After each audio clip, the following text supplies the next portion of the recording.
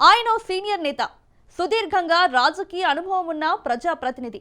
ఉమ్మడి ఆంధ్రప్రదేశ్తో పాటు తెలంగాణలో వివిధ శాఖల మంత్రిగా, స్పీకర్గా పనిచేసిన సుదీర్ఘ అనుభవం ఉన్న నాయకుడు. అలాంటి నాయకునికి ఇప్పుడు గడ్డు రోజులు ప్రారంభమయ్యాయా? ఉన్న పదవి ఊడుతుందని ఆగమవుతున్నారా? ఆ నేత ఇప్పుడు పార్టీ ఫిరాయింపు చట్టంలో ఇరుక్కున్నారా? ఆయన పార్టీ మారినట్లు పక్కా ఆధారాలు ఉన్నాయా? ఇక ఎమ్మెల్యే పదవికి రాజీనామా చేయడమేనా, లేదా స్పీకర్ చర్యలు తీసుకునే అవకాశం ఉందా? ఇంతకీ ఎవరా నేత, ఆ నియోజకవర్గం ఇది? Let's watch.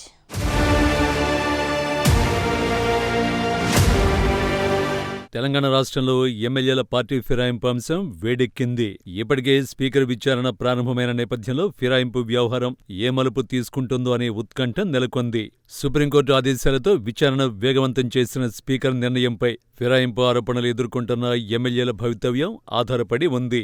ఈ క్రమంలోనే ఇటీవల కామారెడ్డి జిల్లా బాన్స్వాడ ఎమ్మెల్యే పోచారం శ్రీనివాసరెడ్డి స్పీకర్ ఎదుట విచారణకు హాజరయ్యారట. తన వాదనలు వినిపించారట.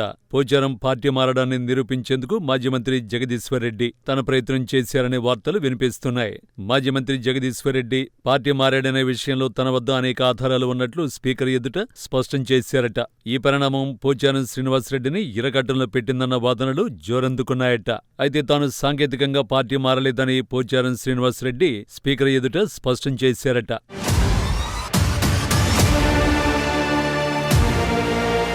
పోచారం శ్రీనివాసరెడ్డి తెలంగాణ రాష్ట్రంలో ఈ పేరు తెలియని వారంటూ ఉండరు. ఉమ్మడి ఆంధ్రప్రదేశ్లో మంత్రిగా, ప్రత్యేక తెలంగాణ రాష్ట్రంలో మంత్రితో పాటు అసెంబ్లీ స్పీకర్గా పనిచేసిన అనుభవం ఉంది. అంతటి అనుభవం ఉన్న పోచారం శ్రీనివాసరెడ్డి పార్టీ ఫిరాయింపు కేసులో అడ్డంగా దొరికిపోయారా అంటే అవుననే సంకేతాలు స్పష్టంగా కనిపిస్తున్నాయి. పార్టీ మారారని అభియోగం ఎదుర్కొంటున్న కొంతమంది ఎమ్మెల్యేలకు ఫిరాయింపు నిరోధక చట్టం ఉచ్చు బిగుస్తున్న నేపథ్యంలో బాన్సువాడ ఎమ్మెల్యే పోచారంకు వర్తించే అవకాశాలు ఉన్నట్లు రాజకీయంగా చర్చ జరుగుతోందట.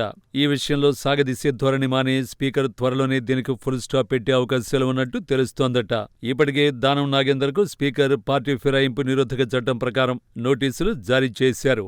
ఈ పరిణామాల నేపథ్యంలో దానం రాజీనామా చేసే అవకాశాలు ఉన్నాయి. ఇదే క్రమంలో కడియం కూడా రాజీనామా చేయక తప్పని పరిస్థితి. రాష్ట్రంలో జరుగుతున్న పరిణామాలు కామారెడ్డి జిల్లాలో రాజకీయ అలజడి రేపుతున్నాయట. దీంతో బాన్స్వాడ ఎమ్మెల్యే పోచారం పార్టీ ఫిరాయింపు అంశం హాట్ టాపిక్ అయిందట. ఇక బాన్సువాడకు ఉప ఎన్నిక అనివార్యమే అనే చర్చ జరుగుతోందట. ఈ విషయంపై భిన్నాభిప్రాయాలు వ్యక్తమవుతున్నప్పటికీ బాన్సువాడకు ఉప ఎన్నిక దాదాపు ఖాయమనే చర్చ హాట్గా సాగుతోందట.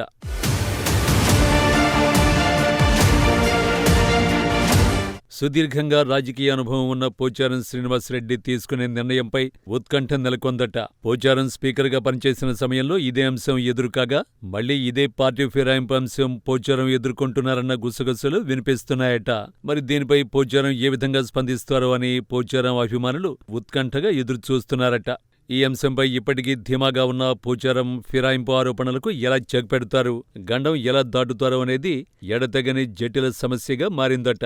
గత ఎన్నికల్లో బాన్స్వాడ నియోజకవర్గం నుంచి బీఆర్ఎస్ పార్టీ ఎమ్మెల్యేగా గెలుపొందారు పోచారం శ్రీనివాసరెడ్డి.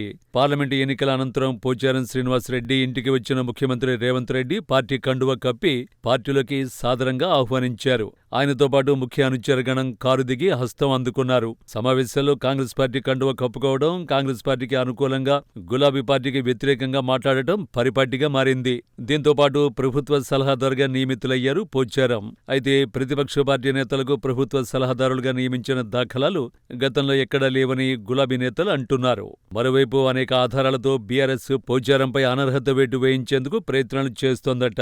స్పీకర్ కూడా చట్ట ప్రకారంగా చర్యలకు సిద్ధమవుతున్నారన్న వార్తలు వినిపిస్తున్నాయి. ఈ క్రమంలో పోచారం శ్రీనివాసరెడ్డి ఇక రాజీనామా చేయడం మినహా మరే మార్గం లేదని పార్టీ నాయకులు చర్చించుకుంటున్నారట. ఈ నేపథ్యంలో రానున్న రోజుల్లో పోచారం ఎమ్మెల్యేగా రాజీనామా చేయడం తప్పదా, కడియం దానం బాటలో పోచారం ఉంటారా అన్న అంశాలు రాజకీయాల్లో హాట్ టాపిక్ గా మారుతున్నాయట.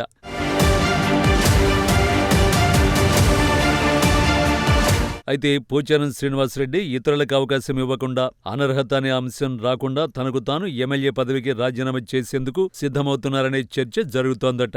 ఎన్నేళ్ల రాజకీయ జీవితంలో ఇలాంటి క్లిష్ట పరిస్థితిని ఎదుర్కొని పోచారం స్వతహాగా నిర్ణయం ప్రకటించే అవకాశం ఉందన్న అభిప్రాయం వినిపిస్తోంది.